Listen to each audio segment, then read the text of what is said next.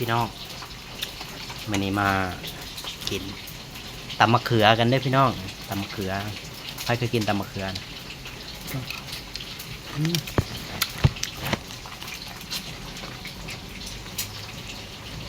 ตำกินเองนะมะเขือบ่ายเคยกินตำมะเขือมาเด้อ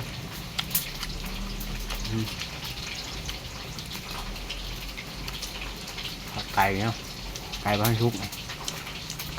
กินตำมะเขือก่อน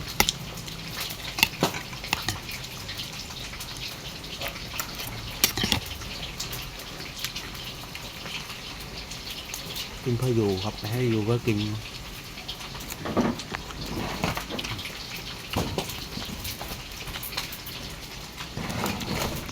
เขาหอด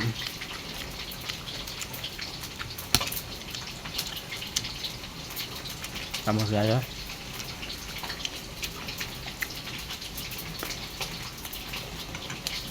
ได้ข่าวว่าบักเสี่ยงมันตายแล้วป่ะพี่น้องบักเสี่ยงมันแมนไผ่ตัวบักเสี่ยงมันตายบักเสี่ยงมันแมนผู้ใด